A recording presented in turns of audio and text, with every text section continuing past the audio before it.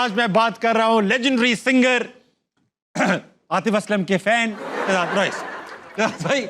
ऐसा आपको एक बात बताऊं, अब आप बता दें, दोबारा बता दें फाद जब भी मैं अगर आपका शो मिस हो जाए ना, हाँ, घर पहुंचते ही सबसे पहले इंस्टाग्राम पे साहिल लोधी की रील देख लेता हूं।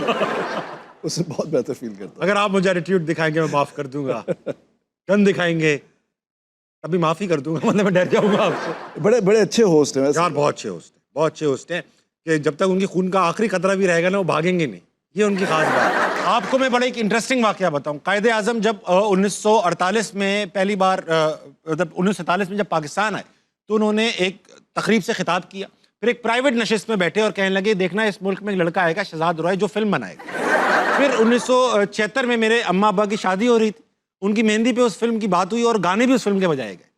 फिर 85 में मैं पैदा हुआ, मेरी ख्वाहिश थी कि मेरे बच्चे भी हो, मेरे बच्चे हुए। मेरे बच्चों ने कहा अब्बू हम आपको फिल्म में देखना चाहते हैं। उसके लिए मैंने टीवी पे काम किया, मेहनत की। एक दिन आया, मुझे फिल्म ऑफर हुई, मैंने फिल्म की, फिल्म रिलीज हुई, फिल्म हिट हुई। अब मुझे और फिल्मों की ऑफर आ रही है, मगर आपकी फिल्म नहीं आ रही है। कहाँ है वो फिल्म? आप सही कह रहे हैं बिल्कुल। ये हमने अलिफ नून आपकी फिल्म है जो अल्लाह नन्ना आते थे, आई एम श्योर बहुत सारे जेंजी जो हमारे उनको शायद ना पता हो, तो लॉरेन हार्डी जैसे होते थे उस तरह के थे। हमने 5 साल पहले स्टार्ट की थी ये फिल्म और ऑब्वियसली शूट हुई, 1.5-2 साल लगा एडिटिंग, अब फाइनली ऑलमोस्ट कंप्लीट हो गई हुई है। अभी कई बार कह चुके हैं वो फाइनली कंप्लीट हो चुकी है। तो इस है अनकरीब जी इसी साल है ना, इसी साल है। 26 में आपने सुनी ना वो मीम सुनी है आपने? 26 में तो दुनिया खत्म है। हाँ, उससे दुनिया खत्म होने से पहले आ जाएगी ना, शायद उस पे दुनिया खत्म होनी चाहिए। हाँ, नहीं लेकिन इंशाल्लाह हम कोशिश कर रहे हैं कि इस साल के अंदर वो आ जाए। ऑलमोस्ट कंप्लीट हो चुकी भी है और मेरे दिल के बहुत करीब है। और मैं उसमें अल्लन बना हुआ हूँ और नून जो है वो फैसल भाई बने हैं। सजल भी उसके अंदर है गालिबन। सजल है, महविश हयात है। अरे वाह, और भी बहुत सारे लोग हैं और कुछ बड़े जबरदस्त लोगों ने कैमियो किया हुआ है इसके अंदर। अच्छा, सब कुछ तो है इसमें, बस रिलीज नहीं है। रिलीज होनी है इंशाल्लाह। रियाद भाई, आपकी बेगम माशाल्लाह से हैं और मेरी भी हैं। मेरे यहाँ थोड़ा सा ये है कि मुझे कुदरत ने हाइट थोड़ी लंबी दी, मेरी बीवी को थोड़ी सी कम दी, तो वो यहाँ तक आती है मेरे। अक्सर लोग समझते हैं हमारा लॉन्ग डिस्टेंस रिलेशनशिप, लेकिन आपके यहाँ थोड़ा उल्टा है। भाभी काफ़ी दराज कद है और काफ़ी लंबी हैं, इतनी लंबी हैं कि उनकी लंबी हैं बस। तो एक बार आप थाईलैंड गए उनके लिए शॉपिंग करने, क्या हुआ वहाँ पे? तो सलमा, बिफोर मैं ये बात बताऊँ, मैं ये बताना चाहूँगा सलमा जो है वो टीचर्स ट्रेनिंग को हेड करती हैं। अच्छा, ये अब उसमें क्या नाम है, उसमें दूरबीन में अच्छा, वो प्रोग्राम हेड करती है। जी वो शी इज़ द वन जिनका ब्रेन चाइल्ड है पूरा।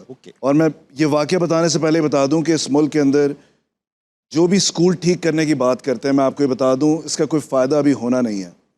वो इससे नहीं होना क्योंकि जितने भी टॉप बेस्ट प्राइवेट स्कूल्स भी आप उठा लें इस मुल्क के, वहाँ पर 95% से ज़्यादा टीचर्स जो हैं वो क्वालिफाइड नहीं है पढ़ाने के लिए। उनके पास कोई टीचिंग डिग्री नहीं है। सो ये पहला इदारा इस तरह का आया है जिसने गवर्नमेंट टीचर्स के लिए ये काम शुरू किया है और 3 बैचेस अब इसके आगे में। कितने टीचर्स इन बैचेस में? हर बैच के अंदर टोटल 60 की क्लास होती है, बट क्योंकि 2019 में स्टार्ट हुआ तो 23, फिर 30, फिर 50, तो अब 3 बैचेस आ चुके हैं। 100 के करीब टीचर्स आपने फैला दिए जी आ गए। अब ये बिकॉज 150 से पूरे मुल्क के अंदर टीचर्स ट्रेनिंग कॉलेज, तो अगर ये सारे ठीक हो गए दूरबीन की तरह, बिकॉज हम जो करते हैं वो सारे मुल्क में करने की कोशिश करते हैं, सारे ठीक हो गए तो जितने नए टीचर्स सिंध, पंजाब, KPK सब कुछ चाहिए होते हैं वो सारे हर साल नए टीचर्स आ रहे होंगे। हमारा प्लान ये कि से 10 साल के अंदर जितने नए टीचर्स आ रहे हों वो सारे क्वालिफाइड हों। तो आइंदा अगर आप अपने बच्चों का एडमिशन कराने जाएं प्राइवेट स्कूल में, तो बिल्डिंग देखने से पहले उनसे ये पूछें कि क्या आपकी हमारे बच्चे की टीचर के पास टीचिंग डिग्री है और टीचिंग लाइसेंस। अब ये सिंध में आया, पूरे मुल्क में आना है, तो प्लीज़ आप इसको ज़रूर देखें। वाकया ये था, सलमा इज़ अ साइंटिस्ट, अब तो एजुकेशन में आ गई हैं, बट शुरू में वो साइंस से उनका ताल्लुक था, तो उनको फैशन वैशन का बिल्कुल शौक नहीं है, ठीक है, ज़ीरो। बट एस्थेटिक्स अच्छे हैं, बट उनको एक चीज़ का शौक है जूतों का, ठीक है। लेकिन क्योंकि वो मुझसे थोड़ी सी लंबी है, आपसे भी लंबी, आप काफी लंबे हैं, थोड़ी सी, तो वो उनके साइज के जूते मिलते नहीं पाकिस्तान में। 11-12 साइज फीमेल में नहीं मिलता, जर्मनी में ही मिलते होंगे। मैं बैंकॉक गया हुआ था शूटिंग के लिए, ठीक है, तो मुझे उससे कहा कि यार प्लीज़ यार जूते मेरे लिए अच्छे से ले आओ। तो मैं उनकी शॉप पे गया। अगर आप कभी थाईलैंड गए तो वो बहुत बहुत क्यूट और हम्बल तरीके से कहते हैं, क्या कहते हैं, कपुन स्वादिका, बहुत प्यार से मुझसे बात कर रहे थे, मुझे लेकर आया। मैं फिर मैंने उनको बताया कि मैंने एक फीमेल जूता लेना है। उन्होंने कहा ओके, उन्होंने कहा आदत होगी वहां तो ले लेते होंगे लड़के भी। उन्होंने कहा कि ओके स्टाइल पूछ रही थी मुझसे सारा कुछ, तो मैंने बताया ये ऐसा।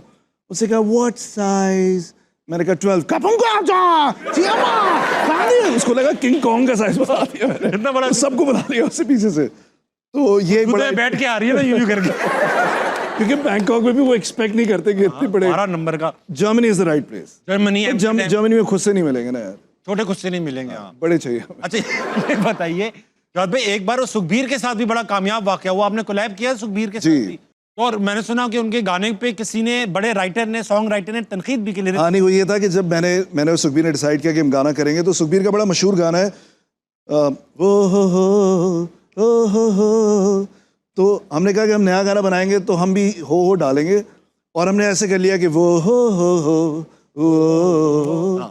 तो हमने कहा हम ये बनाएंगे। तो मैं उन शायर के साथ बैठ गया, बड़े ज़बरदस्त शायर हैं, मैं ऐसे ही नाम नहीं ले रहा क्योंकि माइंड ना कर जाए। तो मैंने उनसे कहा कि हम ये गाना बनाना चाह रहे हैं इंडिया पाकिस्तान की दोस्ती के लिए, और सुखबीर सिंह मेरे साथ है, उस वक्त और बहुत मशहूर थे वो। तो उन्होंने कहा कि देखें मैं आपसे आपस की बात कर रहा हूँ, ये जो आप लोग पॉप आर्टिस्ट हैं ना, गाने खुद ना लिखा करें। मैंने कहा क्यों, क्या हो गया?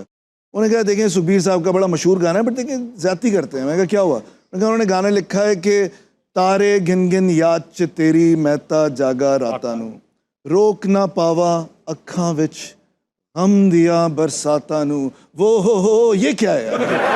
ये क्या तरीका है? सही बात है, ओहो ने सब तबाह कर दिया। मैंने सुखबीर को बताया तो उसने कहा यार ये वही था कि ओ हो करती, यही था वो। देखिए वो यूं हो गया। ख़वातीन और हज़रात, एक बात आप सबको बताना चाहता हूँ कि हमने कई रिफॉर्म्स के शहजाद भाई ने बात की, और कई रिफॉर्म्स इनकी वजह से हुए, जैसे कैपिटल पनिशमेंट कह रहा हूँ, बच्चों की मार का, जिस तरह ये ज़िंदगी ट्रस्ट स्कूल चला रहे हैं, जहाँ ना सिर्फ ये कि बहुत सारे बच्चियाँ पढ़ रही हैं उन जगहों से, उन इलाकों से जहाँ पे ये शायद एक्सेस ना मिलता, बल्कि उन लोगों से पढ़ रही हैं जो लाइसेंस्ड हैं, जो कि पढ़ाने के काबिल हैं, जिनको असल में एजुकेशन आगे बढ़ानी चाहिए। ये सब कुछ हो रहा है ज़िंदगी ट्रस्ट के अंडर। तो आप अपने डोनेशंस जो है वो ज़िंदगी ट्रस्ट को दे सकते हैं। ये सब इन्फॉर्मेशन आपकी स्क्रीन पर आ रही है। If you want to make donations please go ahead and do it.